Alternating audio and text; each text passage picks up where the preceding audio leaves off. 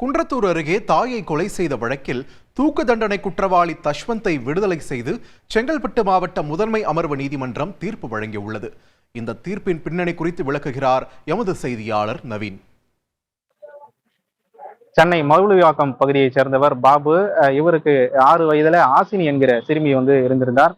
இந்த நிலையில் கடந்த 2017ஆம் ஆண்டு பிப்ரவரி 5ஆம் தேதி சிறுமி ஆசினி தனது வீட்டிலிருந்து காணாமல் போனார். இது தொடர்பாக பாபு மாங்காடு காவல் நிலையத்தில் ஒரு புகார் மனுவை அளித்திருந்தார். இந்த புகாரின் அடிப்படையில போலீசார் தீவிர விசாரணையை மேற்கொண்டிருந்தார்கள். இந்த விசாரணையில அதே பகுதியில பக்கத்து வீட்டில் வசித்து வந்த சாப்ட்வேர் இன்ஜினியர் தஷ்வந்துடன் சிறுமி கடைசியாக இருந்ததாக போலீசாருக்கு தெரிய வந்தது. இதனைத் தொடர்ந்து தஷ்வந்தை பிடித்து போலீசார் தீவிர விசாரணையை மேற்கொண்டார்கள். அந்த விசாரணையில தஷ்வந்த் சிறுமியை கொலை செய்தது ஒப்புக்கொண்டார்.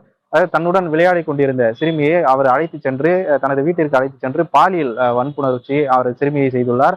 அந்த சிறுமி கத்தி கூச்சலிட அவர் என்ன பண்ணியிருக்கிறார், குழந்தையோட வாயில கை வச்சு அமுக்கி இருக்கிறார். இதனால குழந்தை மூச்சு திணறி பரிதாபமாக உயிரிழந்திருக்கிறது. உடனடியாக தஷ்வந்த் அந்த குழந்தையை ஒரு பையில் எடுத்துக்கொண்டு தாம்பரம் மதுரவாயில் வெளிவட்ட சாலையில இந்த குழந்தையை எரித்து கொலை செய்தது போலீசாரின் விசாரணையில தெரிய வந்தது. தொடர்ந்து அவரை கைது செய்த போலீசார் நீதிமன்றத்தில் ஆஜர்படுத்தி சிறையில் அடைத்தனர். இதன் பிறகாக அவர் மீது காவல்துறை சார்பில் குண்டர் தடுப்பு சட்டம் போடப்பட்டது.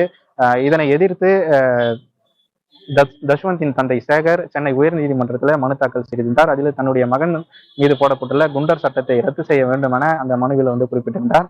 விசாரணை நடத்திய நீதிபதிகள் தஷ்வந்தை விடுதலை செய்து இந்த ஜாமீனில் விடுதலை செய்து உத்தரவிட்டிருந்தார்கள். அதன் பிறகாக தந்தை சேகர், தாய் சரளா, தஷ்வந்த் ஆகிய மூவரும் குன்றத்தூரில் உள்ள ஒரு வீட்டில அவர்கள் வாடகைக்கு தங்கியிருந்தார்கள். அப்போது கடந்த 2018ஆம் ஆண்டு ஜனவரி 2ஆம் தேதி அன்று தஷ்வந்த் தன்னுடைய செலவிற்காக தாய் சரளாவிடம் அடிக்கடி பணம் கேட்டு தொந்தரவு செய்து வந்திருக்கிறார். தாய் சரளா இந்த தஷ்வந்திற்கு பணம் தர மறுக்கவே அவரை கொலை செய்து இரும்பு கம்பியால் அடித்து கொலை செய்துவிட்டு வீட்டில் இருந்த 25 சவரன் தங்க நகைகள், பணம் ஆகியவற்றை எடுத்துக்கொண்டு மும்பைக்கு தஷ்வந்த் தப்பி சென்றார். இந்த வழக்கு தொடர்பாக போலீசார் 5க்கும் மேற்பட்ட தனிப்படைகள் அமைத்து மும்பையில் அவரை போலீசார் தேடி வந்தனர். அப்போது அங்கு பிடிபட்ட தஷ்வந்தை சென்னை நீதிமன்றத்தில் ஆஜர்படுத்துவதற்காக அழைத்து வந்தபோது போலீசாரின் பிடியிலிருந்து தஷ்வந்த் தப்பி சென்றிருக்கிறான். இதனை தொடர்ந்து போலீசார்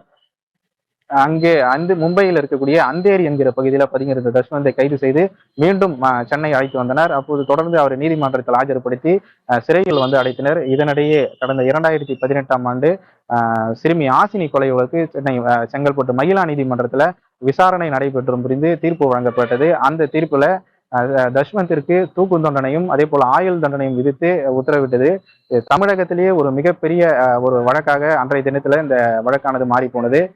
இந்த நிலையில் சிறையில் இருந்த தஷ்வந்த் தனது தாயை கொலை செய்த வழக்கு செங்கல்பட்டு மாவட்ட முதன்மை அமர்வு நீதிமன்றத்துல நடைபெற்று அதனுடைய இருதரப்பு வாதங்களின் விசாரணையும் நிறைவு பெற்ற நிலையில இன்று தீர்ப்பு வழங்குவதாக நீதிபதி உத்தரவிட்டிருந்தார். அதன் அடிப்படையில இன்று தஷ்வந்த் செங்கல்பட்டு மாவட்ட அமர்வு நீதிமன்றத்துல ஆஜர்படுத்தப்பட்டான். இந்த வழக்கில தஷ்வந்தை விடுதலை செய்து மாவட்ட நீதிபதி உத்தரவிட்டார். அவர் தன்னுடைய தீர்ப்பின் குறிப்பில தந்தை சேகர் பிறல் சாட்சியாக மாறியிருப்பதாக தெரிவித்திருந்தார். அதில் அந்த வழக்கு விசாரணையின் போது தஷ்வந்தின் தந்தை சேகர் பிறல் சாட்சியாக மாறியிருக்கிறார். அதாவது தன்னுடைய மகன் மனைவி சரளாவை கொலை செய்யவில்லை எனவும் அதே போல தன்னுடைய வீட்டில் இருந்த நகை பணத்தை அவர் எடுத்து செல்லவில்லை எனவும் அவர் கூறியிருந்தார். அதே போல மாங்காடு போலீசார் தன்னிடம் 2 புகார் மனுக்களை வாங்கியதாகவும் அவர் இந்த நீதிமன்ற விசாரணையில் தெரிவித்ததன் அடிப்படையில தஷ்வந்தை விடுதலை செய்து செங்கல்பட்டு மாவட்ட நீதிமன்றம் உத்தரவு பிறப்பித்திருந்தது. இதனிடையே தஷ்வந்த் கடந்த 2019ஆம் ஆண்டு தனக்கு கொடுக்கப்பட்ட தூக்கு தண்டனையை எதிர்த்து சென்னை உயர் நீதிமன்றத்துல மனு தாக்கல் செய்திருந்தார். அந்த மனுவை விசாரித்த நீதிபதிகள் தஷ்வந்திற்கு கொடுக்கப்பட்ட தீர்ப்பு சரியானது என அவர்கள் உத்தரவிட்டிருந்தார்கள். அதன் பிறகாக தஷ்வந்த் தொடர்ந்து உச்சநீதிமன்றத்துல மனு தாக்கல் செய்திருந்தார். அந்த மனுவை விசாரித்த உச்சநீதிமன்ற நீதிபதிகள் தஷ்வந்திற்கு கொடுக்கப்பட்ட தூக்கு தண்டனைக்கு இடைக்கால தடை விதித்து அவர்கள் உத்தரவு பிறப்பித்திருந்தார்கள். இதனிடையே தான் இந்த தாய் சரளாவின் வழக்கு செங்கல்பட்டு மாவட்ட அமர்வு நீதிமன்றத்தில் நடைபெற்று அவர் இந்த வழக்கிலிருந்து விடுதலையாகியிருக்கிறார். செய்திகளை உடனுக்குடன் தெரிந்து கொள்ள உடனே சப்ஸ்கிரைப் பண்ணுங்க.